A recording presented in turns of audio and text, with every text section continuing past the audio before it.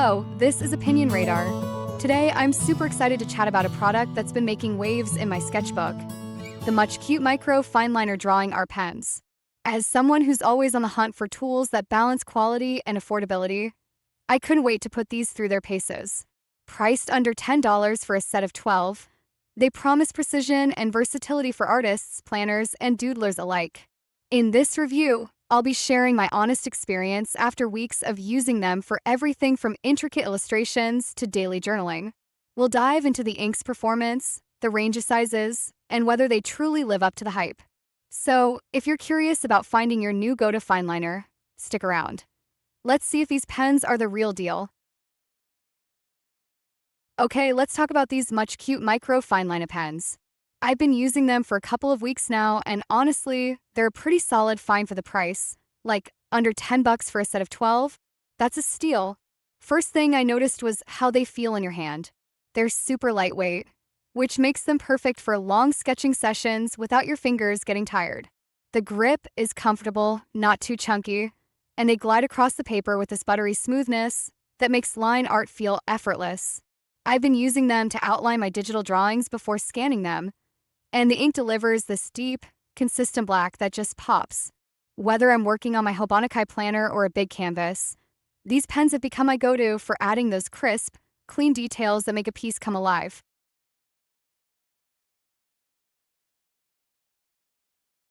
One of my favorite things about this set is the variety of sizes. The set includes a range from 005, super fine, up to something like 10, a much bolder line, which is fantastic for versatility. For instance, when I'm doodling in my sketchbook, I'll use the 08 or 005 for really delicate work, like the tiny hairs on an animal's fur or the intricate patterns on a leaf. It writes even finer than some name-brand Micron pens I've tried, which is amazing for planners with tiny grids. On the flip side, for my larger illustrations or when I want to create a bold outline, I'll grab the 2 or 3. It gives you so much creative freedom to play with weight and emphasis in your artwork without needing a million different pens.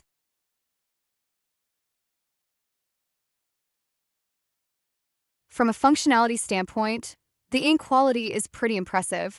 It's got the smooth, consistent flow that doesn't skip or blob, and it dries pretty quickly, though I'll touch on that more in a minute. I love that it's waterproof and archival, which means I can add watercolor washes over my ink lines without the lines bleeding or smudging.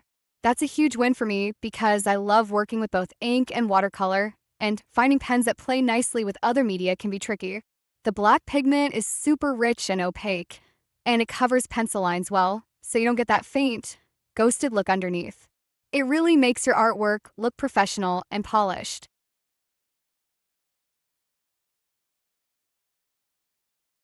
Now, let's get real about the drawbacks because no product is perfect. The biggest issue I, and several others, have noticed is how fast the pens dry out if you leave them uncapped. I'm talking if you set a pen down for even a minute without the cap on, it can start to struggle.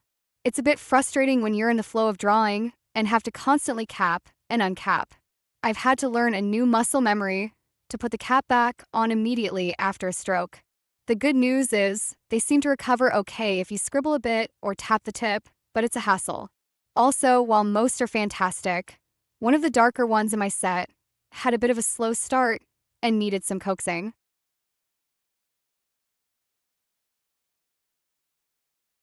There's also a mixed bag when it comes to bleed resistance. For my most recent project, I tested them on various paper types, from standard printer paper to my rough watercolor sketchbook. On many surfaces, they hold up remarkably well. No feathering or bleed through, which is crucial for journaling or working on both sides of a page. However, I did notice a bit of bleeding on a very thin, cheap notebook paper. And as one reviewer hinted, the color consistency isn't always perfect for anything non-black. The set is advertised for line art and inking, and it delivers on that promise beautifully. But don't expect a full vibrant color palette for detailed coloring work. They're specialists in black ink, and they excel at that.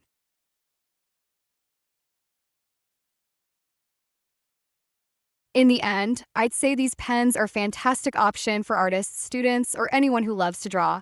They're affordable, comfortable, and offer a great range of line widths for different techniques. They're perfect for sketching, line art, manga, and adding details to paintings.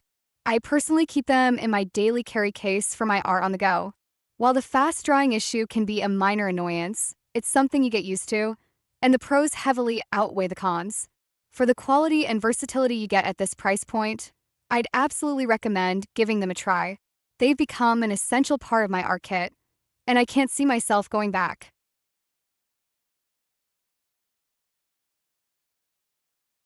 So that's my take on the Muchcute micro fineliner pens. If you're looking to add some crisp, clean magic to your art or planning, these are a must-try. Like the video if it was helpful, and subscribe to join me for more creative finds. Keep sketching,